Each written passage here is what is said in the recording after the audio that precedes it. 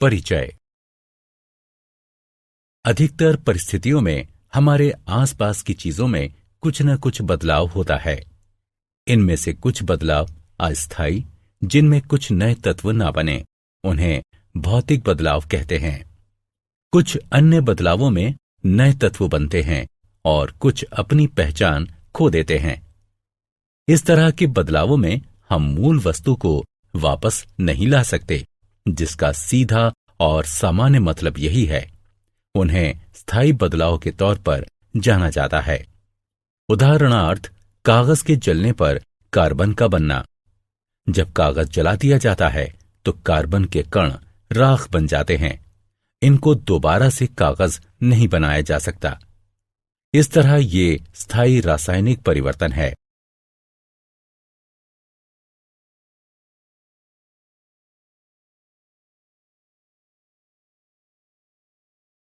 उद्देश्य। इस पाठ के अंत में आप निम्न करने में सक्षम हो जाएंगे: रासायनिक परिवर्तन को पहचानना, रासायनिक प्रतिक्रिया के समीकरण लिखना, रासायनिक परिवर्तन को वर्गीकृत करना, विभिन्न तरह के रासायनिक प्रतिक्रियाओं के उदाहरणों की सूची बनाना। रासायनिक अभिक्रियाएं। एक रासायनिक अभिक्रिया वो होती है जिसमें तत्व या तत्वों की रासायनिक प्रतिक्रिया से एक नया तत्व या कई तत्व बनते हैं। ऐसे पदार्थ जो रासायनिक प्रतिक्रिया में भाग लेते हैं उन्हें अभिक्रिया यानी रिएक्टेंट्स कहा जाता है। जो नए पदार्थ बनाते हैं उन्हें उत्पाद कहा जाता है। लोहा और सल्फर रिएक्टेंट्स हैं और आयरन सल्फाइड उत्पाद है। जब चीनी को गर्म किया जाता है तो वो जल जाती है। चीनी में पानी के अणु कार्बन छोड़ जाते हैं। रासायनिक समीकरण लिखना। रासायनिक अभिक्रिया में रिएक्टेंट्स एक या अधिक एक साथ प्रतिक्रिया करते हैं और एक नया यौगिक बनता है जिसे उत्पाद कहते हैं। उदाहरण: एल्यूमीनियम ऑक्साइड को डाइल्यूट सल्फ्यूरिक एसिड के साथ मिलाएं, जो एल्यूमीनियम सल्फेट और पानी के रूप में हो। इस अभिक्रिया को इस प्रकार से लिखा जा सकता है: aluminium oxide dilute sulphuric acid के साथ अभिक्रिया करके एल्यूमीनियम सल्फेट और पानी बनाता है।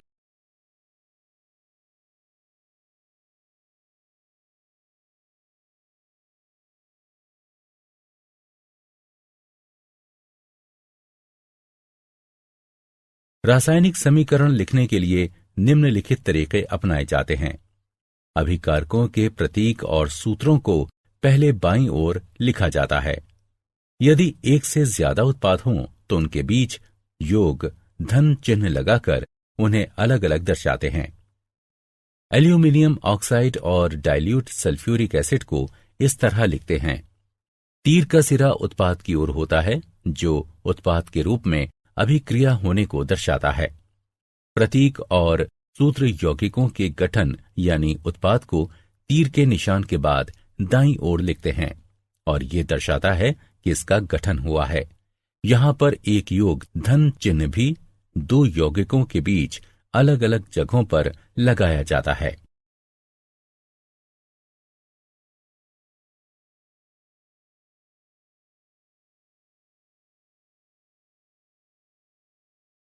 संतुलित रासायनिक समीकरण। रासायनिक समीकरण द्रव्यमान के संरक्षण के नियम पर आधारित है। इस नियम के अनुसार द्रव्यमान का निर्माण नहीं किया जा सकता है और न ही रासायनिक अभिक्रिया में नष्ट किया जा सकता है। ऐसा सिर्फ तब संभव होता है जब हर परमाणु की कुल संख्या अभिकारक के बराबर हो, साथ ही समीकरण के उत्पादन जितनी हो। जिन समीकरणों में विभिन्न तत्वों के परमाणुओं की संख्या अभिक्रिया से बनने वाले उत्पादन जितनी परमाणुओं की संख्या हो तो उसे संतुलित समीकरण के रूप में जाना जाता है।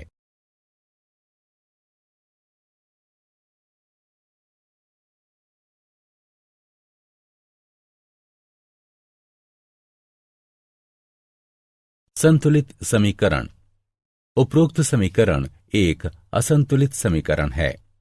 इसमें सल्फर का सिर्फ एक परमाणु है जो अभिक्रिया की ओर है, जबकि उत्पाद की ओर सल्फर के 3 परमाणु हैं। अब यहां अभिकारक की ओर 6 हाइड्रोजन के परमाणु हैं और उत्पाद की ओर सिर्फ 2 हाइड्रोजन परमाणु हैं। उपरोक्त समीकरण में H2O अणुओं को 3 से गुणा करते हैं। समीकरण 2 अब बनता है इसमें। अब समीकरण में ऑक्सीजन परमाणु 15 हैं जो अभिकारक और उत्पाद की ओर हैं, इसलिए अंतिम समीकरण संतुलित है।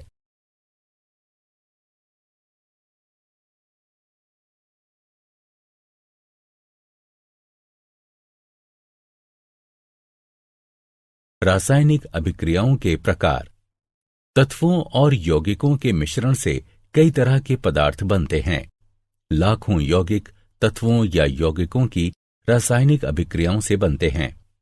रासायनिक अभिक्रियाओं में तापमान, दबाव, प्रकाश की उपस्थिति आदि के रूप में विभिन्न परिस्थितियों की आवश्यकता होती है। रासायनिक अभिक्रियाएं कई प्रकार की प्रणालियों में घटित होती हैं, जैसे कि मानव शरीर, पौधे, उद्योग, प्रकृति आदि। रासायनिक अभिक्रियाओं के 4 प्रकार होते हैं, जो कि इस प्रकार हैं: संयोजन अभिक्रिया, अपघटन अभिक्रिया, विस्थापन अभिक्रिया, द्विविस्थापन अभिक्रिया।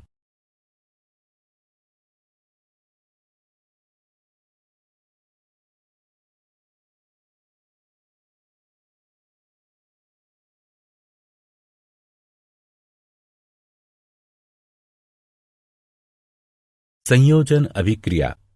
कुछ अभिक्रियाओं में नया द्रव्य मूल तत्व में मिलाया जाता है और तत्व द्रव्य में मिल जाता है। इस तरह की अभिक्रिया को संयोजन या संश्लेषण अभिक्रिया कहते हैं। संयोजन अभिक्रियाएं वो होती हैं जिनमें एक तत्व किसी दूसरे के साथ अभिक्रिया करके एक यौगिक बनाता है। ऐसी अभिक्रियाओं को संश्लेषण अभिक्रियाएं भी कहते हैं।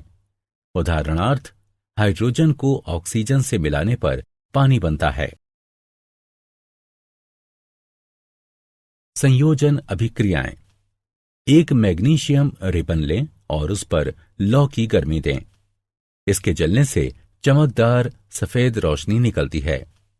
मैग्नीशियम रिबन सफेद पाउडर में बदल जाता है।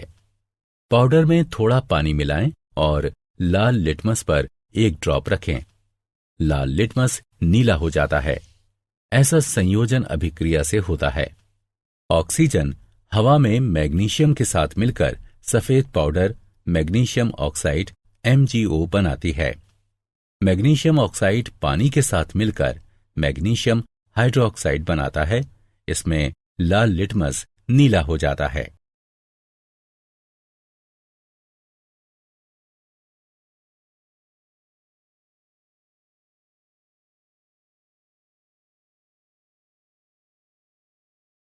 अपघटन अभिक्रियाएं।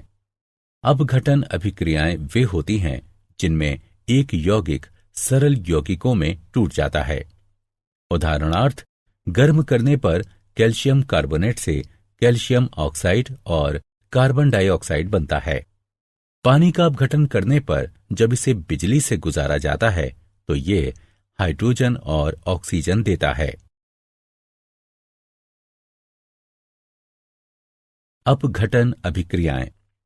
संगमरमर का एक टुकड़ा लें, इसे चिमटे से पकड़ें, कुछ समय के लिए इस पर आग की गर्मी दें, इसे ठंडा होने दें, इसे पानी में डाल दें, फिर इसमें लाल लिटमस डालें। इस तरह लाल लिटमस नीले रंग में बदल जाता है। कैल्शियम कार्बोनेट यानी संगमरमर अपघटित होकर कैल्शियम ऑक्साइड और कार्बन डाइऑक्साइड बन जाता है। कैल्शियम ऑक्साइड के बनने पर पानी के साथ अभिक्रिया होती है जो उपरोक्त हल देता है, जिसमें लाल लिटमस नीले रंग में बदल जाता है। एक टेस्ट ट्यूब में 0.5 ग्राम जिंक कार्बोनेट लें। टेस्ट ट्यूब को एक काग और एक डिलीवरी ट्यूब में फिट करें। लौ से उसमें ऊष्मा दें। इससे एक रंगहीन गैस बाहर निकलती है। इस गैस को नींबू पानी से गुजारते हैं तो ये दूधिया हो जाता है। जिंक कार्बोनेट को गर्म करने से यह अपघटित होकर कार्बन डाइऑक्साइड गैस और जिंक ऑक्साइड बनाता है। कार्बन डाइऑक्साइड नींबू पानी को दूधिया कर देती है। एक चाइना डिश में 1.0 ग्राम फेरस सल्फेट लेकर गर्म करें। तेज गर्म करने पर फेरस सल्फेट का रंग हरे से बदलकर भूरा हो जाता है। एक तीखी महकदार गैस भी इससे बाहर निकलती है। ऐसा फेरस सल्फेट के अपघटन की वजह से होता है, जो ब्राउन फेरिक ऑक्साइड और SO2 और SO3 जैसी तीखी महकदार वाली गैस निकलती है।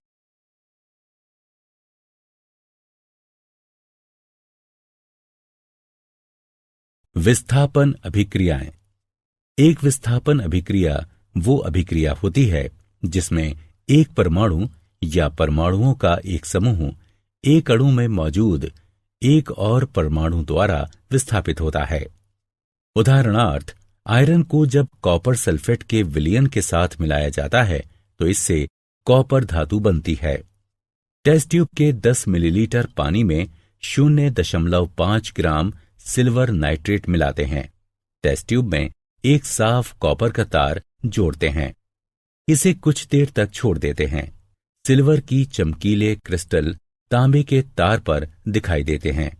इससे विलयन का रंग नीला सा हो जाता है, जो कॉपर नाइट्रेट के रूप में होता है।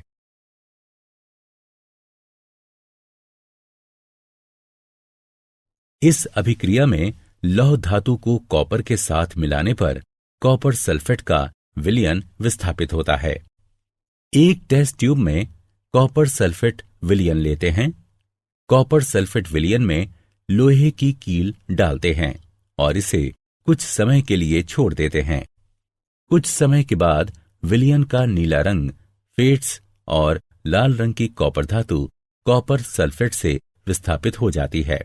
विस्थापन अभिक्रिया जो होती है। विस्थापन अभिक्रियाओं के कुछ अन्य उदाहरण हैं।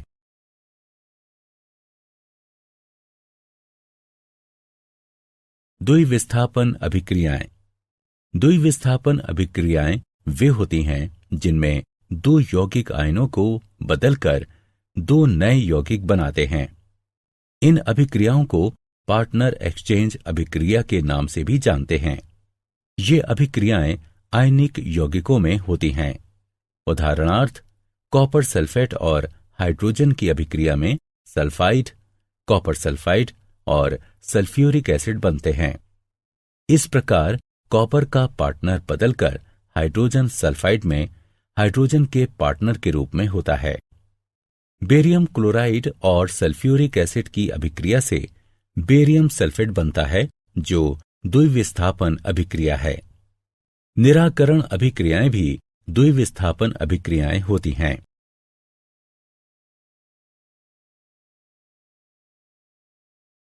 रेडॉक्स अभिक्रियाएं। रेडॉक्स अभिक्रियाएं वे होती हैं जिसमें ऑक्सीकरण और इसकी कमी से एक ही समय में होती हैं। इन अभिक्रियाओं में एक पदार्थ में कमी होती है जबकि अन्य ऑक्सीडाइज्ड होता है। क्रियाकलाप। एक चाइना डिश लें और उसमें थोड़ा सा कॉपर पाउडर लेकर उसे गर्म करें। कॉपर पाउडर का क्या होता है? कॉपर पाउडर की सतह का रंग बदलकर काला हो जाता है। ऐसा ऑक्सीजन के कॉपर के साथ मिलने से होता है, जो कॉपर ऑक्साइड के रूप में बनती है। यदि हाइड्रोजन गैस इस गर्म सामग्री CuO से गुजारते हैं तो सतह पर ब्लैक कोटिंग बदलकर भूरी हो जाती है और फिर से ऐसा होने पर कॉपर प्राप्त होता है। क्यूपरिक ऑक्साइड यानी CuO बदलकर कॉपर बन जाता है। इस प्रकार क्यूपरिक ऑक्साइड से ऑक्सीजन निकल जाती है। ऑक्सीजन के हटने के बाद से इसकी कमी हो जाती है, जिससे क्यूपरिक ऑक्साइड कॉपर के रूप में होता है। क्यूपरिक ऑक्साइड से इस ऑक्सीजन को हाइड्रोजन हटाता है, इसलिए हाइड्रोजन कम करने वाला कारक है। इस प्रकार ऑक्सीकरण और कमी एक साथ होते हैं। उदाहरणार्थ, सोडियम को जब ऑक्सीडाइज्ड किया जाता है तो ये बदलकर Na+ हो जाता है। ऑक्सीकरण को ऑक्सीजन या हाइड्रोजन या इलेक्ट्रॉनों की एक पदार्थ से नुकसान या कमी के लाभ के रूप में परिभाषित किया जाता है। कमी या हाइड्रोजन या एक पदार्थ से इलेक्ट्रॉनों का लाभ ऑक्सीजन की कमी के लाभ के रूप में परिभाषित किया जाता है। जिंक ऑक्सीडाइज्ड होकर Zn2+ हो जाता है जब जिंक की एक छड़ को कॉपर सल्फेट के विलयन में डुबोया जाता है। इस अभिक्रिया में जिंक 2 इलेक्ट्रॉन खो देता है और Zn2+ हो जाता है। इस प्रकार जिंक ऑक्सीडाइज्ड हो जाता है। दूसरी ओर Cu2+ में 2 इलेक्ट्रॉनों की कमी हो जाती है जिसे ये ग्रहण करता है और वो Cu हो जाता है।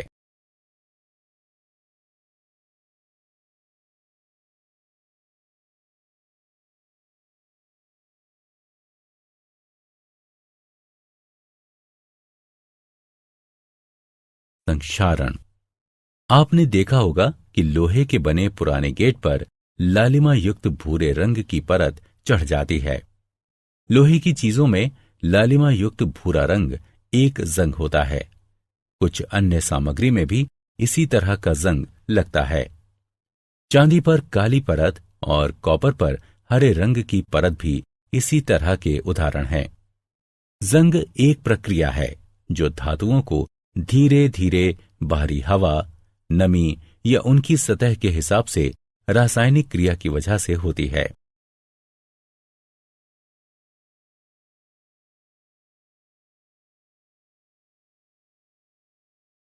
विकृत गंधिता। अगर एक धातु में अभिक्रियाशील होती है, इसकी सतह पर धीरे धीरे ऑक्सीजन और पानी यानी नमी की मार पड़ सकती है। धातु हवा में मौजूद ऑक्सीजन और पानी के वाष्प के साथ अभिक्रिया करके यौगिक बनाता है। इन यौगिकों के बनने से धातु की सतह पर असर होता है। इससे धातु की सतह कमजोर हो जाती है।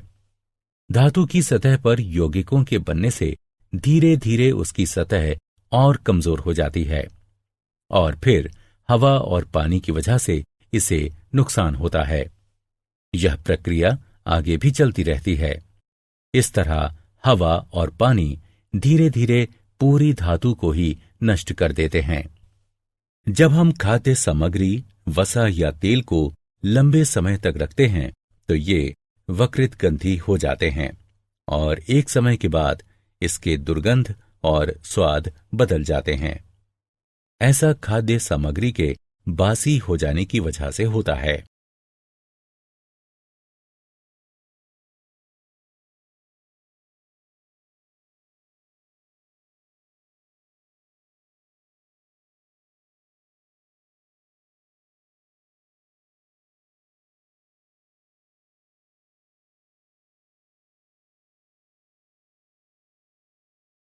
विकृत गंधिता वसा युक्त और तैलीय चीजों में हाइड्रोलिसिस उपचयन से होता है।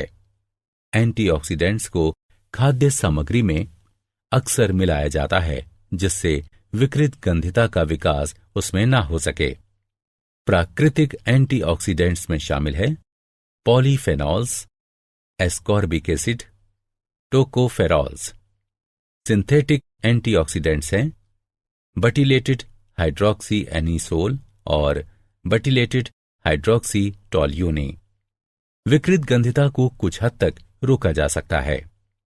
खाद्य सामग्री को रेफ्रिजरेटर में रखकर, खाद्य सामग्री को सूर्य की रोशनी से बचाकर और एयरटाइट कंटेनर में, खाद्य सामग्री के पैकिंग में नाइट्रोजन भरकर। नाइट्रोजन गैस खाद्य सामग्री को ऑक्सीकरण से बचाती है और इस तरह उसमें दुर्गंध नहीं आती।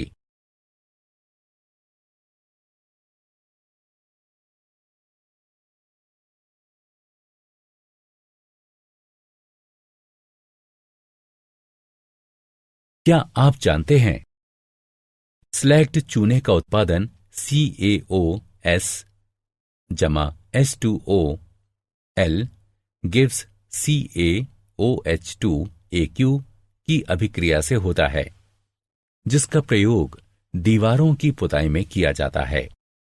कैल्शियम हाइड्रोक्साइड धीरे धीरे हवा से अभिक्रिया करके कैल्शियम कार्बोनेट की दीवार पर एक पतली परत बना देता है।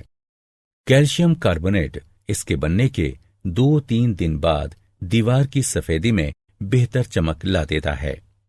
दिलचस्प यह है कि संगमरमर का रासायनिक सूत्र भी CaCO3 है।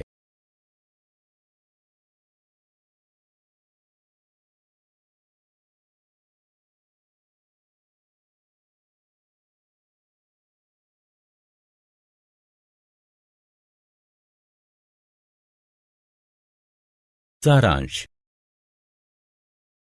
आइए हमने जो कुछ सीखा है उसे संक्षेप में दोहराएं। रासायनिक अभिक्रियाएं स्थायी बदलाव करती हैं। प्रत्येक रासायनिक अभिक्रिया एक संतुलित रासायनिक समीकरण द्वारा दर्शाई जा सकती है। विभिन्न प्रकार की रासायनिक अभिक्रियाओं की चर्चा करें। संयोजन अभिक्रियाएं, अपघटन अभिक्रियाएं, विस्थापन अभिक्रियाएं, द्विविस्थापन अभिक्रियाएं और रेडॉक्स अभिक्रियाएं।